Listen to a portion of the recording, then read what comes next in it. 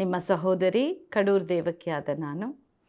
ದೇವರಾತ್ಮನು ನನಗೆ ಕೊಟ್ಟಂಥ ಈ ವೇದವಾಕ್ಯವನ್ನು ನಿಮ್ಮ ಮುಂದೆ ಈ ದಿನ ತಂದಿದ್ದೇನೆ ಪ್ರಿಯರೇ. ನಾವೆಲ್ಲರೂ ದೇವರ ವಾಕ್ಯವನ್ನು ಧ್ಯಾನಿಸೋಣ. ನಾವು ಯೋಹನ ಪತ್ರಿಕೆ 1ನೇ ಅಧ್ಯಾಯದಲ್ಲಿ 1ನೇ ವಾಕ್ಯದಿಂದ 3ನೇ ವಾಕ್ಯದವರೆಗೆ ನೋಡ್ತೇವೆ. ನಾವು ಅನೇಕರು ಸತ್ಯವೇದವನ್ನು ಎಷ್ಟು ಪ್ರೀತಿಸ್ತೇವೆ ಎಂಬುದನ್ನು ನಾವು ಈಗ ಈ ವಾಕ್ಯ ಸಂದೇಶದಿಂದ ತಿಳ್ಕೊಳ್ಳೋಣ. ನಮ್ಮ ದೇವರು ಹೇಗಿದ್ದಾರೆ, ನಮ್ಮ ದೇವರು ಯಾವ ರೀತಿಯಾಗಿದ್ದಾರೆ, ಆತನು ಹೇಗಿದ್ದಾರೆ ಎಂಬುದಾಗಿ ಸತ್ಯವೇದವು ತಿಳಿಸ್ತೇ ಪ್ರಿಯರೇ.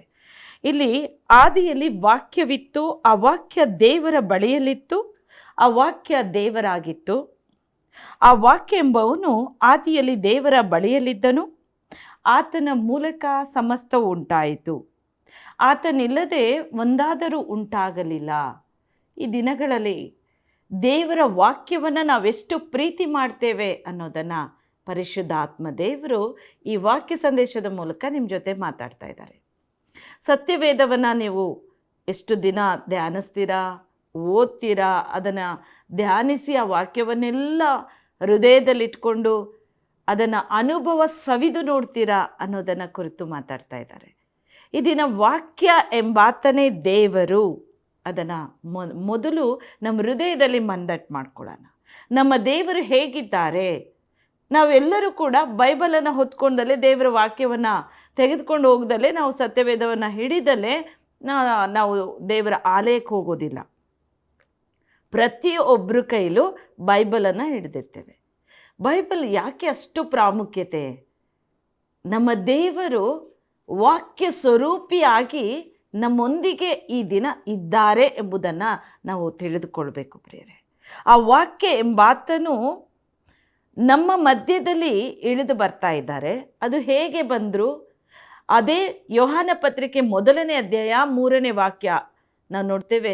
ಆತ ಇಲ್ಲದೆ ಯಾವುದೊಂದು ಉಂಟಾಗಲಿಲ್ಲ, ಸಮಸ್ತ ಆತನಿಂದಲೇ ಸೃಷ್ಟಿಯಾಯಿತು.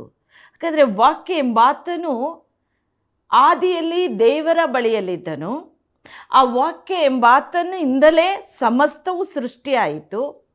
ಆ ವಾಕ್ಯ ಎಂಬಾತನು ಯೋಹಾನ ಪತ್ರಿಕೆ 1ನೇ ಅಧ್ಯಾಯ 14ನೇ ವಾಕ್ಯ ಹೇಳುತ್ತೆ, ಆ ವಾಕ್ಯ ಎಂಬಾತನೇ ನರವತಾರ ಎತ್ತಿ ನಮ್ಮ ಮಧ್ಯದಲ್ಲಿ ವಾಸ ಮಾಡಿದನು. ಹಾಗಾದರೆ ದೇವರ ವಾಕ್ಯವನ್ನು ನೀವೆಷ್ಟು ಪ್ರೀತಿ ಮಾಡ್ತಾ ಇದ್ದೀರಿ? ಆ ವಾಕ್ಯ ಎಂಬಾತನನ್ನು ನೀವು ಹೇಗೆ ಗೌರವಿಸ್ತಾ ಇದ್ದೀರಿ? ಅದನ್ನು ಕುರಿತು ದೇವರು ಕೇಳ್ತಾ ಇದ್ದಾರೆ. ದೇವರ ವಾಕ್ಯವನ್ನು ಎಷ್ಟು ಪ್ರೀತಿ ಮಾಡ್ತೇವೋ, ಆ ವಾಕ್ಯ ಎಂಬಾತನೇ ದೇವರಾಗಿದ್ದಾರೆ. ಆ ವಾಕ್ಯವೇ ಕಾರ್ಯಗತ ಮಾಡೋದು. ಆ ವಾಕ್ಯದಿಂದಲೇ ಎಲ್ಲವೂ ಸಮಸ್ತವೂ ಉಂಟಾಗಿರುವಂಥದ್ದು. ಸೃಷ್ಟಿ ಮಾಡಿರುವ ಆತನು ಮಾತು ಮಾತ್ರದಿಂದಲೇ.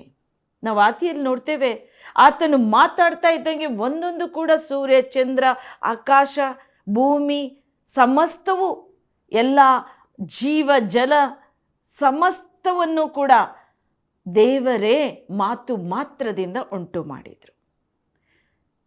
ದೇವರು ಆ ವಾಕ್ಯದಿಂದಲೇ, ಮಾತಿನಿಂದಲೇ ಎಲ್ಲವನ್ನ ಸೃಷ್ಟಿ ಮಾಡಿದರಂದಾಗ ಆ ವಾಕ್ಯ ಎಂಬಾತನೇ ಈ ದಿನ ನಮ್ಮ ಮಧ್ಯದಲ್ಲಿ ವಾಸ ಮಾಡ್ತಾ ಇದ್ದಾರೆ. ಆದಿಯಲ್ಲಿ ಆತ ದೇವರ ಬಳಿಯಲ್ಲಿದ್ದರು. ಆದಿಯಲ್ಲಿದ್ದ ಅದೇ ಪರಮ ತಂದೆ ಭೂಲೋಕದಲ್ಲಿ ಮನುಷ್ಯ ಸಾದೃಶ್ಯನಾಗಿ, ಏಸು ಕ್ರಿಸ್ತನಾಗಿ, ದೇವರಾಗಿ, ಆತನೇ ದೈವ ಸಂಕಲ್ಪ ಉಳ್ಳಂಥ ಅಮೂಲ್ಯವಾದ ಪರಮ ತಂದೆಯಾಗಿ ನಮ್ಮ ಮಧ್ಯದಲ್ಲಿ ಜನಿಸಿದರು. ಆ ವಾಕ್ಯ ಎಂಬಾತನನ್ನು ನಾವು ಗೌರವಿಸ್ತಾ ಇದ್ದೀವಾ? ದೇವ್ರು ಹೇಳ್ತಾರೆ, ನಾನು ನಿಮ್ಮ ಮಧ್ಯದಲ್ಲಿ ನರವತಾರ ಎತ್ತಿ ವಾಸ ಮಾಡಿದೆ, ನಾನು ತಿರುಗಾಡಿದೆ ನಿಮ್ಮ ಮಧ್ಯದಲ್ಲಿ.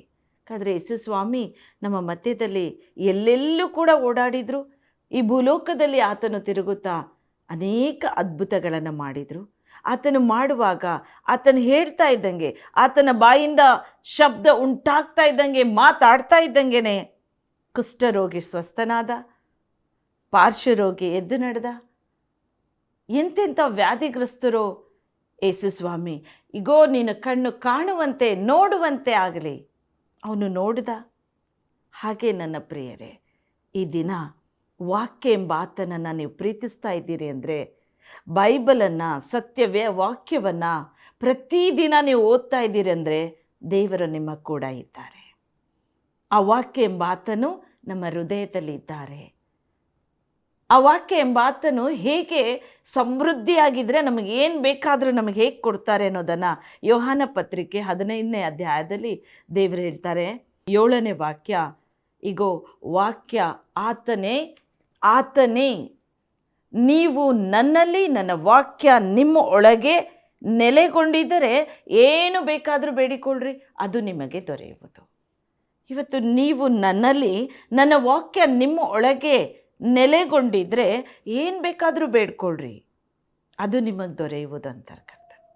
ಹಾಗಾದರೆ ಏನು ಬೇಕಾದರೂ ನಾವು ಬೇಡ್ಬೋದಂತ, ಅದೆಲ್ಲವೂ ನಮಗೆ ಸಿಗುತ್ತೆ ಅಂದರೆ ವಾಕ್ಯ ನಮ್ಮ ಹೃದಯದಲ್ಲಿ ಸಮೃದ್ಧಿಯಾಗಿರಬೇಕು. ಈ ವಾಕ್ಯ ಎಂಬಾತನು ನಿನ್ನ ಹೃದಯದಲ್ಲಿ ಇದ್ದಾರಾ? ಆ ವಾಕ್ಯ ಎಂಬಾತನನ್ನು ನೀನು ಹೊಂದಿದ್ದೀರಾ? ಆ ವಾಕ್ಯದಿಂದ ಎಷ್ಟೆಲ್ಲ ಕೆಲಸ ಕಾರ್ಯಗಳು ನಡೆಯುತ್ತೆ. ಬೈಬಲಲ್ಲಿರೋ ಪ್ರತಿಯೊಂದೊಂದು ಮಾತು ದೇವರ ಬಾಯಿಂದ ಬಂದಂಥ ಮಾತು. ಆತನ ಬಾಯಿಂದ ಬಂದಂಥ ಒಂದೊಂದು ಮಾತುಗಳು ನಿಷ್ಫಲವಾಗಿ ಹೋಗೋದಿಲ್ಲ, ಅದು ಕಾರ್ಯ ಸಾಧಿಸ್ಕೊಂಡೇ ಬರೋದು. ಹಾಗೆ ಕರ್ತನು ಹೇಳ್ತಾರೆ ಇಬ್ರಿಯ ಪತ್ರಿಕೆ 4ನೇ ಅಧ್ಯಾಯ 12ನೇ ವಾಕ್ಯದಲ್ಲಿ ನೋಡಿ, ಯಾಕೆಂದರೆ ದೇವರ ವಾಕ್ಯವು ಸಜೀವವಾದದ್ದು, ಕಾರ್ಯ ಸಾಧಕವಾದದ್ದು, ಯಾವ ಇಬ್ಬಾಯಿ ಕತ್ತಿಗೂ ಗಿಂತಲೂ ಹದವಾದದ್ದು, ಪ್ರಾಣ ಆತ್ಮಗಳನ್ನು ಕೀಲು ಮಜ್ಜೆಗಳನ್ನು ವಿಭಾಗಿಸುವಷ್ಟು ತೂರಿ ಹೋಗುವಂಥದ್ದು. ಹಾಗಾದರೆ ವಾಕ್ಯ ಎಂಬ ಆತನು ನಮ್ಮ ಒಳಗಡೆ ಬಂದಾಗ ಆತನಿಗೆ ಎಂಥ ಶಕ್ತಿ ಇದೆ? ಮೊದಲನೇದಾಗಿ ಸಜೀವವಾದದ್ದು, ಆ ವಾಕ್ಯಕ್ಕೆ ಜೀವ ಇದೆ. ಎರಡನೇದಾಗಿ ಕಾರ್ಯ ಸಾಧಿಸ್ಕೊಂಡೇ ಬರೋದು, ಅದು ನಿಷ್ಫಲವಾಗಿ ಬರೋದಿಲ್ಲ. ದೇವರು ಬೆಳಕುಂಟಾಗಲಿ ಅಂದರು, ಬೆಳಕುಂಟಾಯಿತು. ದೇವರ ವಾಕ್ಯ ಬಾಯಿಂದ ಬಂದಂಥ ಒಂದೊಂದು ಮಾತು ನಿಷ್ಫಲವಾಗಿ ಹೋಗೋದಿಲ್ಲ. ಆ ವಾಕ್ಯ ಎಂಬಾತನಿಗೆ ಜೀವ ಇದೆ. ಆ ವಾಕ್ಯ ಎಂಬಾತನು ಕಾರ್ಯ ಸಾಧಕ, ಕಾರ್ಯ ಸಾಧನೆ ಮಾಡಿಕೊಂಡೇ ಬರೋದು, ಹಾಗೆ ರಿಟರ್ನ್ ಬರೋದಿಲ್ಲ. ದೇವರ ಬಾಯಿಂದ ಹೊರಡುವಂಥ ಮಾತು ನಿಷ್ಫಲವಾಗಿ ಹೋಗೋದಿಲ್ಲ, ಅದು ಫಲ ಕೊಡುತ್ತೆ, ಅಲ್ಲಿ ಕಾರ್ಯ ಸಾಧಿಸ್ಕೊಂಡೇ ಬರೋದು. ದೇವರು ಹೇಳ್ತಾರೆ, ಅಮ್ಮ ನಿನ್ನ ರೋಗ ಗುಣ ಆಗಿದೆ. ದೇವರು ಹೇಳಿದರು ಪಾರ್ಶ್ವರೋಗೇನು, ನಿನ್ನ ಹಾಸಿಗೆಯನ್ನು ಎತ್ತಿಕೊಂಡು ನಡೆ. ಅವ್ರು ಹೇಳ್ತಾ ಇದ್ದಂಗೆ ಅವನು ಸ್ವಸ್ಥನಾಗಿ ಅವನ ಹಾಸಿಗೆ ಎತ್ಕೊಂಡು ಹೋಗ್ತಾ ಇದ್ದಾನೆ, ಸಂಪೂರ್ಣ ಗುಣವಾಗಿ ಬಿಡುಗಡೆ ಹೊಂದಿದ. ಎಲ್ಲ ವ್ಯಾಧಿ ಅವನ ಶರೀರವನ್ನು ಬಿಟ್ಟು ಹೋಯಿತು. ದೇವರ ಮಾತಾಡ್ತಾ ಇದ್ದಂಗೆ ಕ್ರಿಸ್ತನ ಒಂದೊಂದು ಮಾತು ಮಾತು ಮಾತು ಒಂದೊಂದೇ ವಾಗ್ದಾನವನ್ನು ಹೇಳ್ತಾ ಇದ್ದಂಗೆ ಕುರುಡನಿಗೆ ಕಣ್ಣು ಬಂತು. ನೀನು ನೋಡುವಂತೆ, ಬಾರ್ತಲೋಮನ್ ಕೇಳ್ತಾನೆ, ಸ್ವಾಮಿ ನಾನು ನೋಡುವಂತೆ ಮಾಡು ಪ್ರಭು, ಕರ್ತನೇ ನಾನು ನೋಡುವಂತೆ ಮಾಡು. ಈಗೋ ನಿನಗೆ ಬೆಳಕುಂಟಾಗಲಿ, ಇದು ನೋಡು. ದೇವ್ರು ಹೇಳ್ತಾ ಇದ್ದಾರೆ, ಆತನ ಬಾಯಿಂದ ಏನು ಬಂತೋ ಮಾತು, ಆ ಮಾತಿನ ಪ್ರಕಾರ ಬಾರ್ತಲೋಮ ನೋಡುವಂತೆ ಆದ, ಹುಟ್ಟು ಕುರುಡ ನೋಡುವಂತೆ ಆದ, ಪಾರ್ಶ್ವರೋಗಿ ಎದ್ದು ನಡೆದಾಡ್ದ.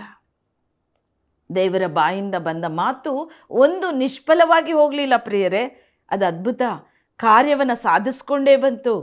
ಇದು ವಾಗ್ದಾನದಲ್ಲಿ ನಾವು ಇಬ್ರಿಯ ಪತ್ರಿಕೆ 4ನೇ ಅಧ್ಯಾಯ 12ನೇ ವಾಕ್ಯದಲ್ಲಿ ದೇವರು ಹೇಳ್ತಾರೆ, ನನ್ನ ಮಾತಿಗೆ ನನ್ನ ವಾಕ್ಯಕ್ಕೆ ಶಕ್ತಿ ಇದೆ, ನನ್ನ ವಾಕ್ಯ ಸಜೀವವಾದದ್ದು, ಅದು ಜೀವವುಳ್ಳದು. ನನ್ನ ವಾಕ್ಯ ಕಾರ್ಯ ಸಾಧಕ, ಕಾರ್ಯ ಸಾಧನೆ ಮಾಡ್ಕೊಂಬರುತ್ತೆ. ಹಾಗೆ ನನ್ನ ಮಾತು ಇಬ್ಬಾಯಿ ಕತ್ತಿಗಿಂತಲೂ ಹದವಾದದ್ದು. ಆ ಇಬ್ಬಾಯಿ ಕತ್ತಿಗಿಂತಲೂ ಹದವಾದದ್ದು ಅಂದರೆ ಕೀಲು ಮಜ್ಜೆ ಇಬ್ಬಾಗಿ ತೂರಿಕೊಂಡು ಹೋಗುವಂಥದ್ದು.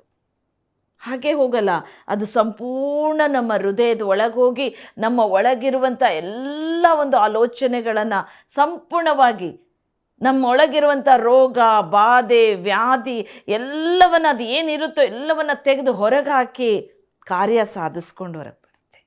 ಕೀಲು ಮಜ್ಜೆ ಇಬಾಗಿಸುವಷ್ಟು ತೂರಿಕೊಂಡು ಹೋಗುವಂಥದ್ದು ದೇವರ ಸತ್ಯವಾಕ್ಯ. ಯಾಕಂದರೆ ದೇವರ ವಾಕ್ಯವನ್ನು ನೀವು ಎಷ್ಟು ಗೌರವಿಸಬೇಕು, ಎಷ್ಟು ಓದಬೇಕು, ಎಷ್ಟು ಧ್ಯಾನಿಸಬೇಕು, ಹೇಗೆ ಪ್ರಾರ್ಥನೆಯಲ್ಲಿ ನಾವು ದೇವರ ವಾಕ್ಯ ಹಿಡಿದು ಪ್ರಾರ್ಥನೆ ಮಾಡಬೇಕು. ಆ ವಾಕ್ಯದಿಂದ ಮಾತಾಡಿ ಕಾರ್ಯ ಸಾಧಿಸ್ಕೊಂಡು ಬರುತ್ತೆ. ಕರ್ತನೇ ನೀನು ಈ ವಾಗ್ದಾನದಲ್ಲಿ ಹೇಳಿದ್ದೀರಿ, ಮತ್ತಾಯ 7:7ನೇ ವಾಕ್ಯ, ಬೇಡಿಕೊಳ್ಳಿರಿ ನಿಮಗೆ ದೊರೆಯುವುದು. ಸ್ವಾಮಿ ನಾನು ಬೇಡ್ತಾ ಇದ್ದೇನೆ. ಆ ವಾಕ್ಯದಿಂದ ಪ್ರಾರ್ಥನೆ ಮಾಡಿ, ವಾಕ್ಯವನ್ನೇ ಹಿಡಿದು ಪ್ರಾರ್ಥಿಸಿ. ನೀವು ದೇವರ ವಾಕ್ಯದಿಂದ ಮಾತಾಡುವಾಗ ಪರಲೋಕ ನಡುಗುತ್ತೆ ಪ್ರಿಯರೇ. ಕರ್ತನು ಅದ್ಭುತದ ಮೇಲೆ ಅದ್ಭುತವನ್ನು ಮಾಡ್ತಾರೆ. ಮಹಿಮೆಯಾದ ಕಾರ್ಯಗಳು ನಡೆಯುತ್ತೆ ನಿಮ್ಮ ಜೀವಿತದಲ್ಲಿ. ದೇವರು ಹೇಳ್ತಾ ಇದ್ದಾರೆ, ನಾನೇ ವಾಕ್ಯ ಎಂಬಾತನು, ನಾನೇ ನರವತಾರ ಎತ್ತಿ ನಿಮ್ಮ ಮಧ್ಯದಲ್ಲಿ ವಾಸ ಮಾಡಿದಾತನು. ನನ್ನ ಮಾತನ್ನು ನೀವೆಷ್ಟು ಪ್ರೀತಿಸ್ತೀರೋ, ನನ್ನ ವಾಕ್ಯವನ್ನು ಎಷ್ಟು ಗೌರವಿಸ್ತೀರೋ, ನನ್ನ ವಾಕ್ಯವನ್ನು ಎಷ್ಟು ಪ್ರಾರ್ಥಿಸಿ ಓದ್ತೀರೋ, ನಾನು ನಿಮ್ಮೊಳಗೆ ನೆಲೆಗೊಳ್ತೇನೆ. ನೀವು ನನ್ನಲ್ಲಿ, ನನ್ನ ವಾಕ್ಯ ನಿಮ್ಮೊಳಗೆ ನೆಲೆಗೊಂಡಿದ್ರೆ ಏನು ಬೇಕಾದರೂ ಬೇಡಿಕೊಳ್ಳ್ರಿ, ಅದು ನಿಮಗೆ ದೊರೆಯುವುದು. ನೋಡಿ, ದೇವರ ವಾಕ್ಯ ನಮ್ಮೊಳಗೆ ಸಮೃದ್ಧಿಯಾಗಿದ್ದರೆ ಏನು ಬೇಕಾದರೂ ಬೇಡ್ಕೋಬೋದು. ಏನು ಕೇಳಿದ್ರು ಏಸಪ್ಪ ಇಲ್ಲ ಅಂದಿಲ್ಲ, ಎಲ್ಲವನ್ನೂ ಒದಗಿಸುತ್ತ, ಎಲ್ಲವನ್ನೂ ಎಲ್ಲ ಕಾರ್ಯಗಳು ಸಫಲವಾಗುತ್ತೆ. ನಾವು ಕೆಲವು ಸಮಯದಲ್ಲಿ ನೀವು ಪ್ರಾರ್ಥನೆ ಮಾಡುವಾಗ ಕೇಳ್ತೀರಾ, ಎಷ್ಟು ವರ್ಷದಿಂದ ಪ್ರಾರ್ಥನೆ ಮಾಡ್ತಾ ಇದ್ದೇನೆ, ನನ್ನ ಪ್ರಾರ್ಥನೆಗೆ ಉತ್ತರನೇ ಇಲ್ಲ, ಎಷ್ಟು ಸಲ ಚರ್ಚಿಗೆ ಹೋಗಲಿ, ಎಷ್ಟು ಉಪವಾಸ ಮಾಡಲಿ, ಹೇಗೆ ಪ್ರಾರ್ಥನೆ ಮಾಡಲಿ, ಏನೆಲ್ಲ ಹೇಳ್ತಾ ಇರ್ತೀವಿ. ಆದರೆ ದೇವರ ವಾಕ್ಯದಲ್ಲಿ ನೋಡ್ತೇವೆ, ನೀವು ನನ್ನಲ್ಲಿರಬೇಕು ಮೊದಲು, ನನ್ನ ವಾಕ್ಯ ನಿಮ್ಮ ಒಳಗೆ ನೆಲೆಗೊಂಡಿರಬೇಕು. ದೇವರು ಅದೇ ತಾನೇ ಹೇಳ್ತಾರೆ, ನೀವು ಮೊದಲು ನನ್ನಲ್ಲಿದ್ದೀರಾ, ದೇವರನ್ನ ನಿಜವಾಗ್ಲೂ ನಂಬಿಕೆ ಇಟ್ಟು ನಂಬಿಕೊಂಡಿದ್ದೀರಾ, ಆಗ ನೀವು ದೇವರ ಮಕ್ಕಳು. ಯೋಹಾನ ಪತ್ರಿಕೆ 1ನೇ ಅಧ್ಯಾಯ 12ನೇ ವಾಕ್ಯ ದೇವರು ಹೇಳ್ತಾರೆ ನೋಡಿ, ಯಾರ್ಯಾರು ನನ್ನ ನಾಮವನ್ನು, ನನ್ನ ಹೆಸರಿನಲ್ಲಿ, ನನ್ನ ಹೆಸರನ್ನು ನನ್ನ ಹೆಸರನ್ನು ನೀವು ಹೊಂದಿಕೊಂಡಿದ್ರೆ ನಿಮ್ಮ ದೇವರ ಮಕ್ಕಳು ಅಂತ ಕರಿತೀನಿ ನಾನು. ನೀವು ನನ್ನ ಮಕ್ಕಳು. ಹಾಗಾದರೆ ನಾವು ದೇವರನ್ನು ಹೊಂದಿಕೊಂಡಿದ್ದೇವೆ. ನೀವು ಮೊದಲು ದೇವರಲ್ಲಿ, ಆತನ ವಾಕ್ಯ ನಿಮ್ಮ ಒಳಗೆ ನೆಲೆಗೊಂಡಿರಬೇಕು. ಯಾವಾಗಲೂ ಬೈಬಲ್ ಹಿಡೀರಿ. ಮುಂಜಾನೆ ಪ್ರಾರ್ಥಿಸಿ ಬೈಬಲ್ ಓದ್ರಿ, ಸಂಜೆ ಪ್ರಾರ್ಥನೆ ಮಾಡಿ ಬೈಬಲ್ ಓದ್ರಿ. ಬೈಬಲ್ ಎಲ್ಲೋ ಒಂದು ಕಡೆ ಇಟ್ಬಿಟ್ಟು, ಬೈಬಲನ್ನು ಭಾನುವಾರ ಮಾತ್ರ ಚರ್ಚಿಗೆ ನಾವು ತಗೊಂಡು ಹೋಗ್ಬೇಕಾಗ ಎಲ್ಲೋ ಒಂದು ಜಾಗದಲ್ಲಿ ಧೂಳು ಹೊಡೆದು ಇಲ್ಲ ಕ್ಲೀನಾಗಿ ಆಮೇಲೆ ಪ್ಯಾಕ್ ಮಾಡಿ ಇಟ್ಬಿಟ್ಟಿರ್ತೀರ. ಅದನ್ನು ಎತ್ಕೊಂಬಂದು ನಂತರ ಬ್ಯಾಗಿಗೆ ಹಾಕ್ಕೊಂಡು ಹೋಗ್ತಾ ಇರ್ತೀರಿ. ದೇವರದೆಲ್ಲ ನೋಡ್ತಾರಲ್ವಾ. ದೇವರ ಜೀವ ಇದೆ, ಸಜೀವ ಉಳ್ಳೋ ದೇವರು. ನಮ್ಮ ದೇವರು ಜೀವಿಸ್ತಾ ಇದ್ದಾರೆ. ನಮ್ಮ ದೇವರು ಜೀವ ಸ್ವರೂಪನು, ಆತನು ಜೀವಂತವಾಗಿರೋ ತಂದೆ. ಹಾಗಾದರೆ ಆತನ ವಾಕ್ಯವನ್ನು ನಾವು ಅಲ್ಲಿ ಇಲ್ಲಿ ಬಚ್ಚಿಡೋದಲ್ಲ, ನಮ್ಮ ಹೃದಯದಲ್ಲಿ ನಿಧಿಯಾಗಿ. ಯೋಬನಿರ್ತಾನೆ, ನನ್ನ ಹೃದಯದಲ್ಲಿ ದೇವರ ಮಾತು ನಿಧಿಯಾಗಿ ತುಂಬಿಕೊಂಡಿದೆ. ಅದಕ್ಕೆ ಯೋಬನಿಗೆ ಎಷ್ಟೋ ಕಷ್ಟಗಳು ಬಂತು, ಎಷ್ಟೋ ದುಃಖ ಬಂತು, ವೇದನೆ ಬಂತು, ತತ್ತರಿಸಿ ಹೋಗುವಂಥ ಶೋಧನೆ ಬಂತು. ಆದರೆ ಯೋಬ ದೇವರಲ್ಲಿ ಬಿದ್ದು ಹೋಗಲಿಲ್ಲ. ಆತನ ಮಾತುಗಳೆಲ್ಲ ನೆನೆಸ್ಕೊಳ್ತಾ ಇದ್ದ. ಅವನ ಹೃದಯದಲ್ಲಿ ನಿಧಿಯಾಗಿ ದೇವರ ಮಾತುಗಳನ್ನು ಇಟ್ಟುಕೊಂಡಿದ್ದ. ಅದಕ್ಕೆ ಯೋಬ ಆ ಶೋಧನೆಗಳನ್ನೆಲ್ಲ ಜಯಿಸಿ ನಿಲ್ತಾನೆ. ಆಗ ಹೇಳ್ತಾನೆ, ದೇವರೇ ನೀವೆಷ್ಟು ಉನ್ನತನು, ನಿನ್ನ ಕೈಲಿ ಅಸಾಧ್ಯವಾದ ಒಂದೂ ಇಲ್ಲ ಸ್ವಾಮಿ. ದೇವರನ್ನು ಘನಪಡಿಸ್ತಾನೆ. ನೀನು ಅಪರಿಮಿತವಾದ ಅದ್ಭುತ ಮಾಡೋ ದೇವರು. ಹೌದು ಪ್ರಿಯರೇ, ಯೋಬ ಶೋಧನೆ ಜಯಿಸಿ ನಿಲ್ಲುವಾಗ ಯೋಬನಿಗೆ 2 ಪಟ್ಟಿನ ಆಶೀರ್ವಾದ ಬಂತು. ದೇವರು ಆ ಪವಿತ್ರವಾದ ಮಾತು, ಆ ವಾಕ್ಯ ಅವನ ಹೃದಯದಲ್ಲಿ ನಿಧಿಯಾಗಿ ಇಟ್ಕೊಂಡಿದ್ದ. ಹಾಗೆ ನಾವಿವತ್ತು ಸತ್ಯವೇದವನ್ನು, ಬೈಬಲನ್ನು ಓದಿ ವಾಕ್ಯವನ್ನು ಧ್ಯಾನಿಸಿ, ಕೆಲವು ವಾಕ್ಯಗಳು ನಮ್ಮ ಹೃದಯದಲ್ಲಿ ಸಮೃದ್ಧಿಯಾಗಿ ತುಂಬಿಕೊಂಡಿರ್ಬೇಕು. ಆ ವಾಕ್ಯದಿಂದ ದೇವರ ಹತ್ರ ಮಾತಾಡಿ ದೇವರ ಬಳಿಯಲ್ಲಿ ವಾಕ್ಯ ಹಿಡಿದು ನಾವು ಪ್ರಾರ್ಥಿಸುವಾಗ ನಮ್ಮ ಪ್ರಾರ್ಥನೆಗೆ ದೊಡ್ಡ ಜಯವನ್ನು ದೇವರು ಕೊಡ್ತಾರೆ. ದೇವರು ಅದಕ್ಕಾಗಿ ಈ ವಾಕ್ಯದಲ್ಲಿ ಹೇಳಿದರು, ನೀವು ಮೊದಲು ನನ್ನಲ್ಲಿರಬೇಕು, ನನ್ನ ವಾಕ್ಯ ನಿಮ್ಮ ಒಳಗೆ ನೆಲೆಗೊಂಡಿದ್ರೆ ಏನು ಬೇಕಾದರೂ ಬೇಡಿಕೊಳ್ಳ್ರಿ, ಅದು ನಿಮಗೆ ದೊರೆಯುವುದು. ಇವತ್ತು ನೀವು ದೇವರಲ್ಲಿದ್ದೀರಾ? ಕ್ರಿಸ್ತನನ್ನು ನಂಬಿ ಆತನನ್ನು ಹಿಂಬಾಲಿಸ್ತಾ ಇದ್ದೀರಾ? ಬೈಬಲ್ ಸತ್ಯವೇದ ನಿಮ್ಮ ಸಂಗಡ ಇದೆಯಾ? ಸತ್ಯವೇದ ಪ್ರತಿದಿನ ತೆರೆದು ನೀವು ಓದ್ತಾ ಇದ್ದೀರಾ? ಆ ವಾಕ್ಯವನ್ನು ಹೃದಯದಲ್ಲಿ ಇಟ್ಕೊಂಡಿದ್ದೀರಾ? ಹಾಗಾದರೆ ಅದು ಸಮೃದ್ಧಿಯಾಗಿದೆ ಅಂದರೆ ಏನು ಬೇಕಾದರೂ ಬೇಡ್ಕೊಳ್ರಿ. ಇಟ್ಕೊಂಡಿಲ್ಲ ಅಂದರೆ ಇವತ್ತೇ ಪ್ರತಿದಿನ ಬೈಬಲ್ ಓದೋದನ್ನು ಪ್ರಾರಂಭಿಸಿ.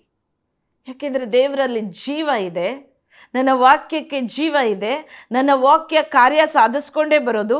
ನನ್ನ ವಾಕ್ಯ ಕೀಲು ಮಜ್ಜೆ ವಿಭಾಗಿಸಿದ ತೂರಿ ಹೋಗುವಂಥದ್ದು. ನನ್ನ ವಾಕ್ಯ ಅಷ್ಟು ಶಕ್ತಿಗತವಾದದ್ದು. ನಾನು ಮಾತು ಮಾತ್ರದಿಂದ ಸಮಸ್ತ ಸೃಷ್ಟಿ ಮಾಡಿದ್ದೇನೆ. ನಾನು ಇಲ್ಲದೆ ಯಾವುದು ಉಂಟಾಗಲಿಲ್ಲ. ಹಾಗಾದರೆ ದೇವರು ಇಲ್ಲದೆ ಯಾವುದು ಸೃಷ್ಟಿ ಆಗಿಲ್ಲ. ಆತನಿಂದ ಸಮಸ್ತ ಉಂಟಾಗಿದೆ.